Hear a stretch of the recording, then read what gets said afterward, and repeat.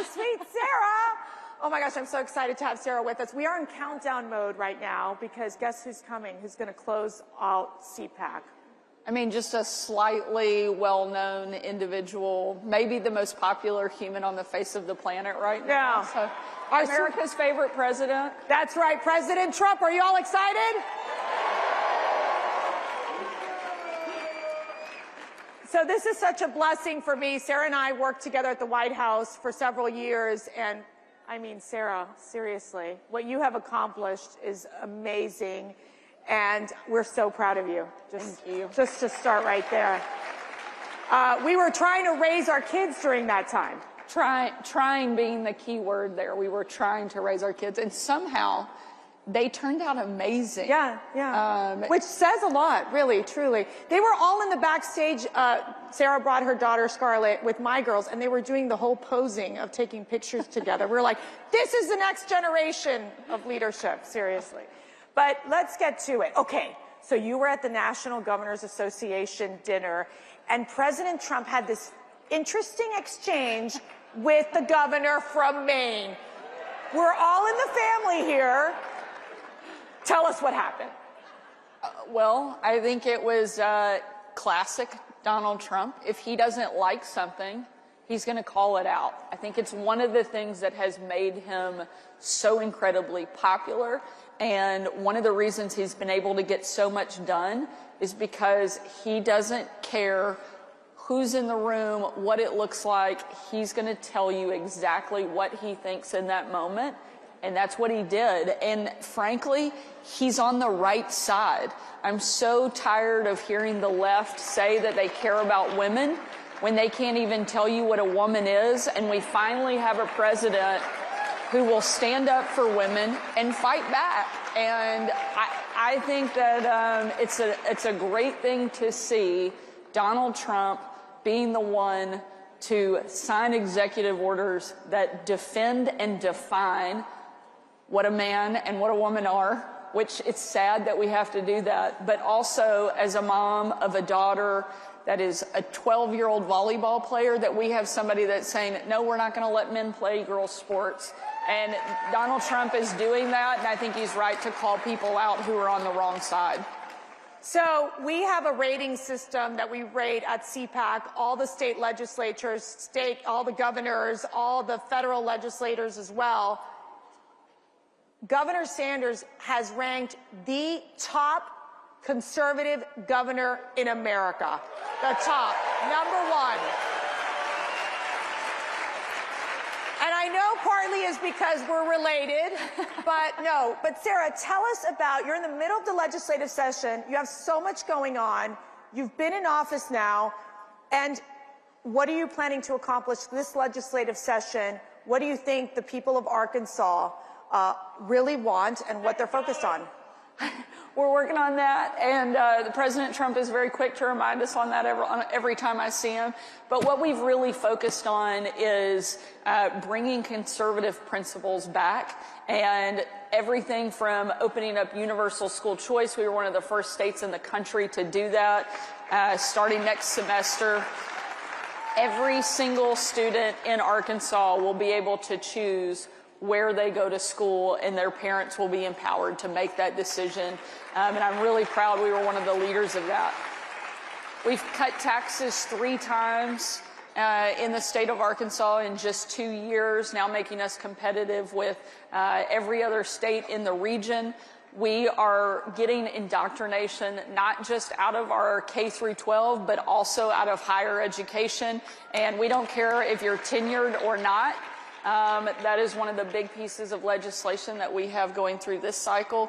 We're also removing cell phones from the classroom, and I signed legislation this week. Bell to bell, no cell, and really proud of what we're doing for young people, for parents, for families, and we're going to continue fighting and making Arkansas the most conservative state in the country. And people are moving in. It is becoming a popular destination. I mean, walk us through why your state, and you know, we always talk about these federal elections, and obviously having President Trump in office is such a critical win. But these states are just as critical as well, because we meet people from California who talk about how horrific it is to live under Democrat oppression. Let's just call it what it is. And here we have a perfect example of what you're doing in Arkansas to be that blueprint for other states. What's your advice to other governors, especially Republican governors, that are trying to do the same?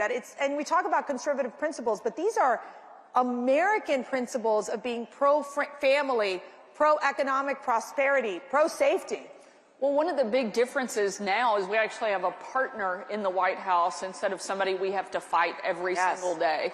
I got to see Lee Zeldin yesterday. He's the new head of the EPA. I said, I'm just glad we have somebody there that we don't have to sue every single week, and we can actually work with to get things done. You know, over the last several years, Republican governors are the ones who have held the line.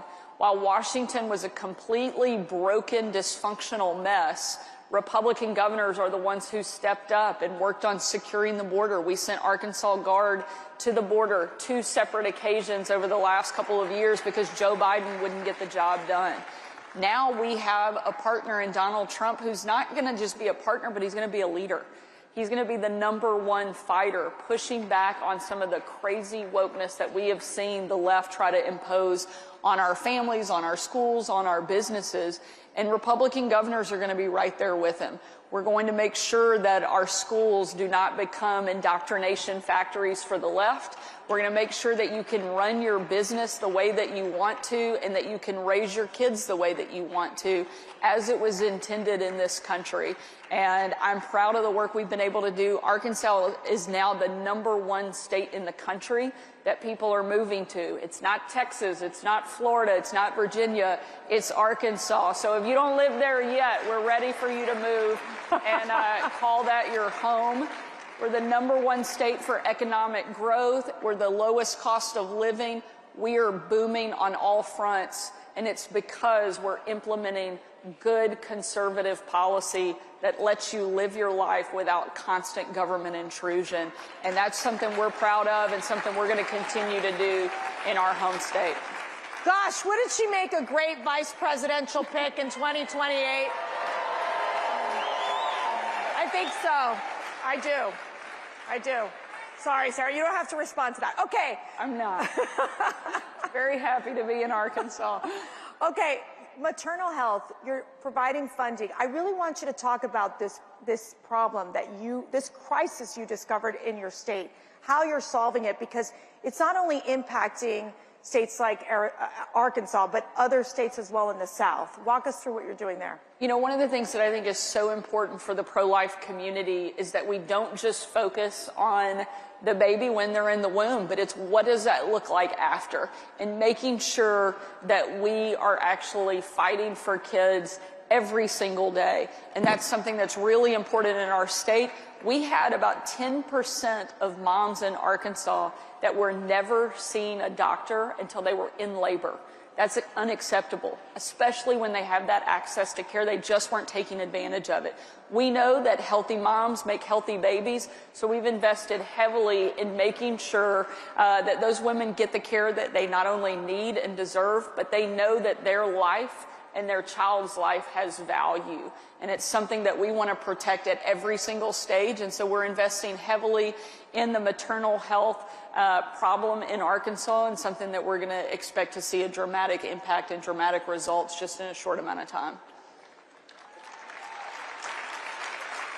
So we've seen President Trump right now, where he's been in office for 32 days. It feels like it's been like 10 years that he's been in office. It's so remarkable to watch the amount of work he's been able to accomplish. Now, as us, the Trump 45ers, is that what we are? Yeah. Okay. Makes us sound older than we are. Makes us sound so old. Help me figure out here. Like, I'm watching this and going, I'm amazed. I'm amazed. It is so different from what our experience was at the time. Give us that comparison of what you're seeing